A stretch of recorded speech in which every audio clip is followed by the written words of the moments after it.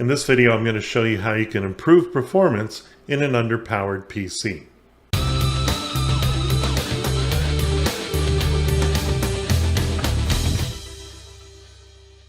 Okay, so it looks like I'm going to be doing a little bit of travel this fall, and I've come to the decision that I don't want to bring my main laptop with me every time I go to a conference, like in Las Vegas, for example.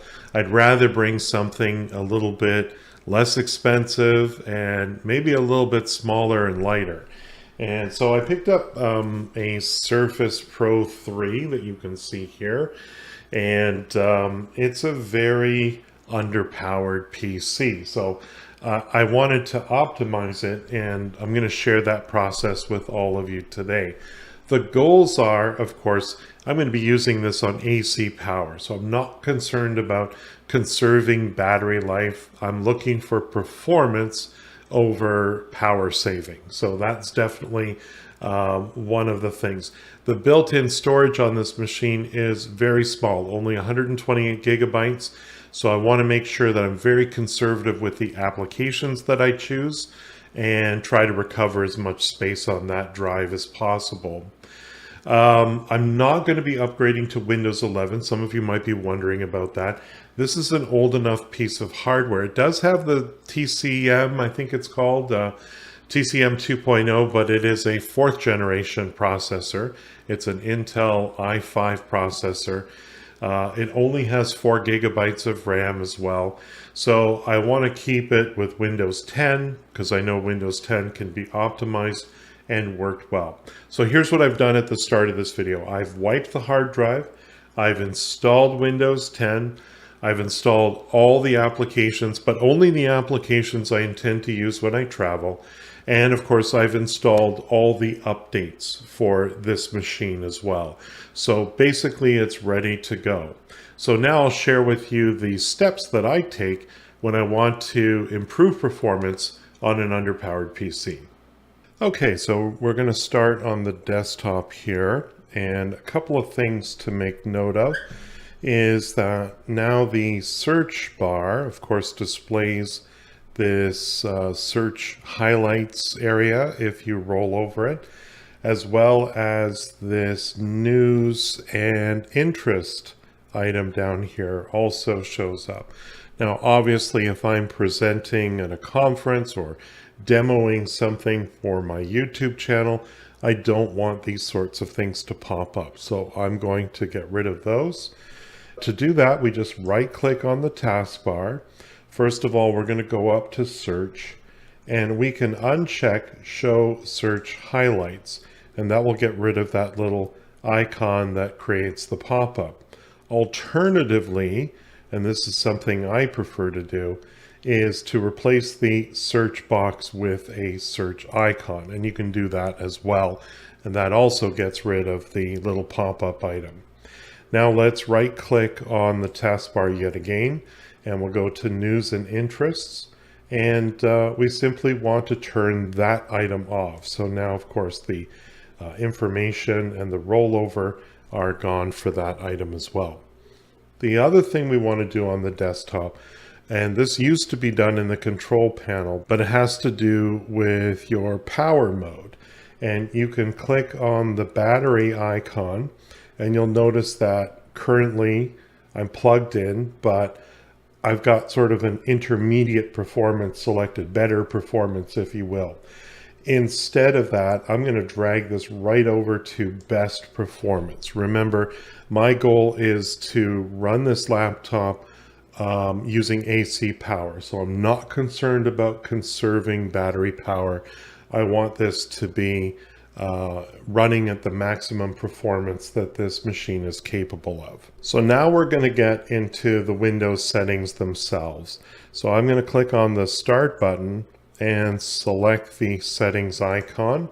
And the first area we're going to deal with is under System. We'll kind of go through these in order, so you'll see exactly the steps that you need to perform. In Display, there is an option down here at the bottom for graphics settings. So I'm going to use this. This is a not well-known area here.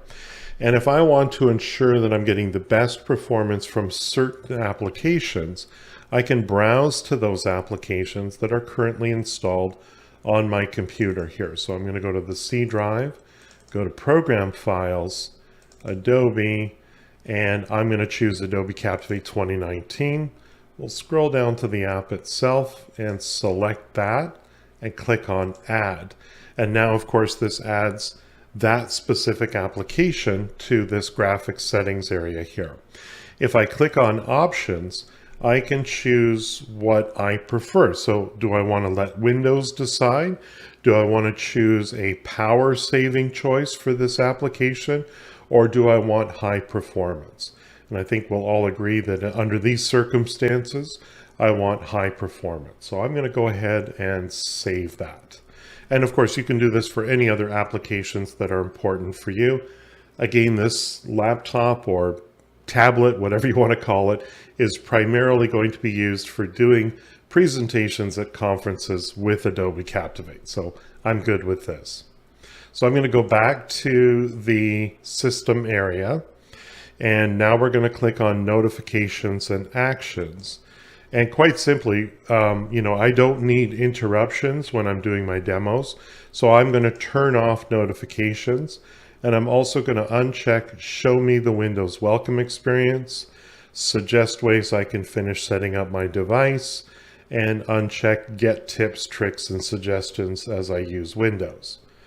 Now, this will also have an effect on Focus Assist, but you can click there and simply check to see that it's set for alarms only. Next, we're going to move down to Storage. Here's where you can configure Storage Sense.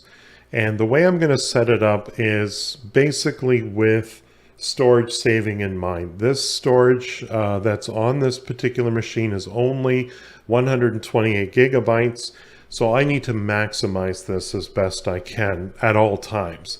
So I'm going to configure Storage Sense. I'm going to turn it on and run Storage Sense during low free disk space. That means it's going to be constantly monitoring in the background. Instead, I'm going to schedule it to occur every week. We'll delete temporary files that my apps aren't using, and we're going to delete the items in the recycle bin every 14 days. Downloads folder, also 14 days. And I have 2 OneDrive accounts. Most of what I'm saving file-wise is going to be in OneDrive and up in the cloud. So we're going to set that also for 14 days. So if there are local files that I haven't used in 14 days, they'll revert back to their cloud edition. You can go ahead and run this now by clicking on Clean Now if you wish, but I'm just going to let it do something with this at a later time. Next, we're going to go down to the About section of our system area within Settings. And what we're looking for here is Advanced System Settings, way over here on the right-hand side. On smaller screens, this might be down below as well. But I'm going to go ahead and click this. And this is going to open System Properties back from the old control panel days. And under Performance here, we're going to select Settings. And this will open up performance options. By default, Windows is set to choose what's best for this computer. But again, we're trying to improve performance on this machine. So we're going to adjust for best performance. Now, there's a few things that I do like to turn back on here, namely shows shadows under mouse pointers and under windows. And I also like to smooth the edge of screen fonts as well. This does take a little bit of resources, but you want your laptop to look good when you're using it as well. So I'm going to click Apply and click OK and OK to close that. We're going to go back to the home page of the settings window and now go into devices. There's not much to do here, but there are a couple of things that you might want to deal with. Under autoplay, you can choose what happens when removable drives are connected or memory cards.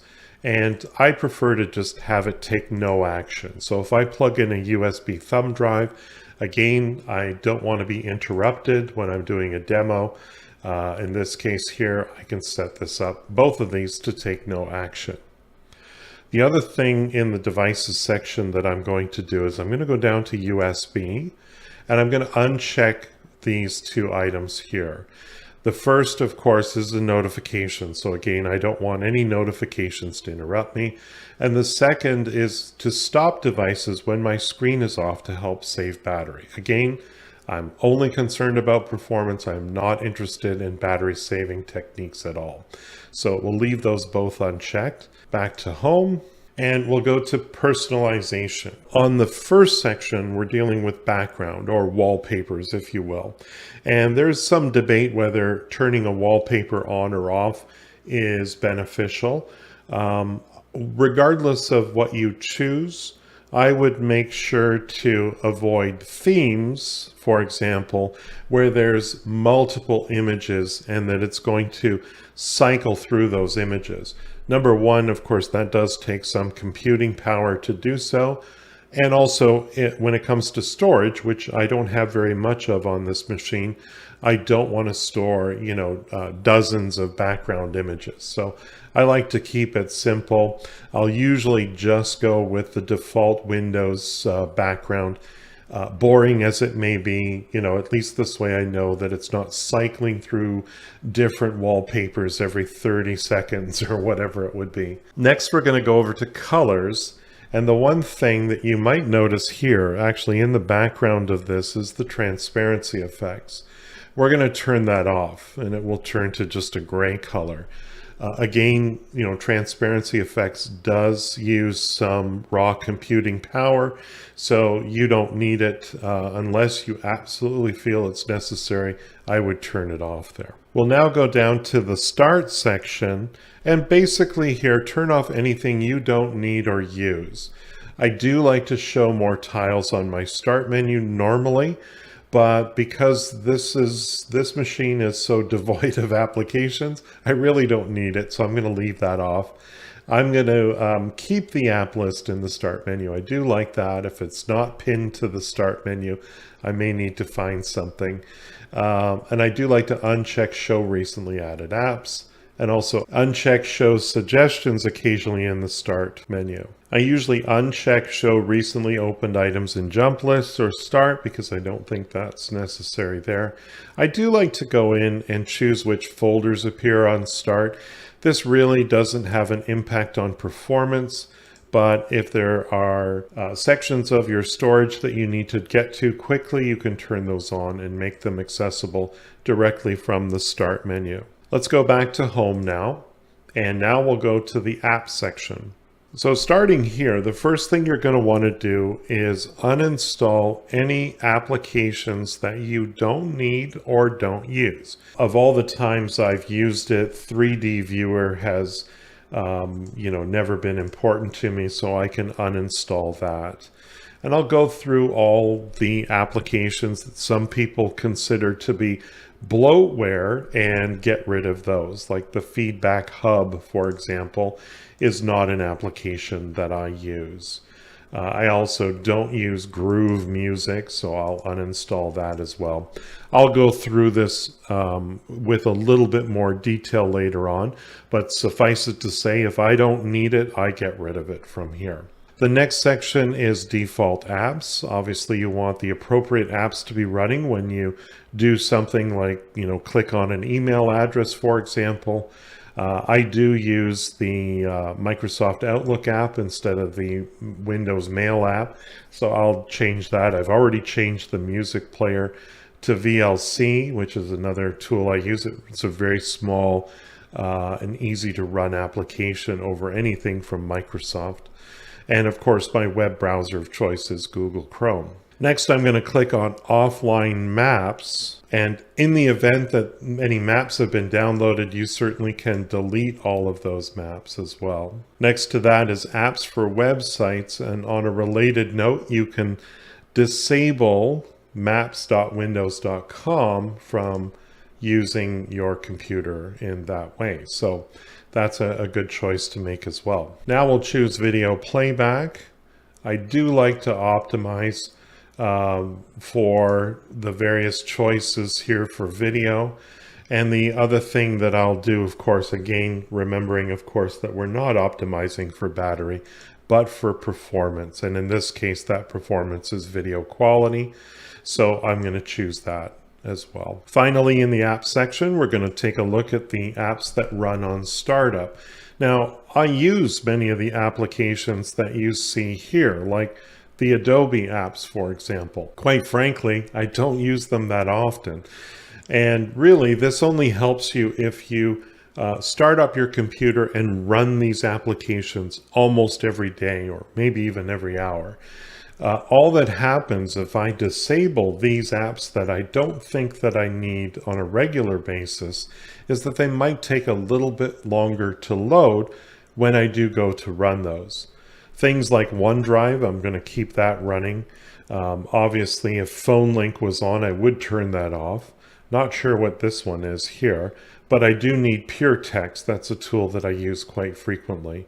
And if Skype were on, I would certainly turn that off as well. Okay, so in conclusion, I hope that you have the same results that I did. I noticed an improvement in the performance on this machine. I do have to say that if you're only doing one or two of these steps, probably won't see a huge improvement. But if you're following many of these steps, I think overall you'll get a good result. And of course, I'd love to hear from you what sort of success you get improving performance on your own devices, whether they're underpowered or not. Feel free to leave a comment down below. If you thought this video was helpful, please like and share it with your colleagues. If you need help with Adobe Captivate, hire Paul for one-on-one instruction. Paul's goal is to focus on lessons based on your specific needs. Visit his website at CaptivateTeacher.com. And don't forget to subscribe to his YouTube channel.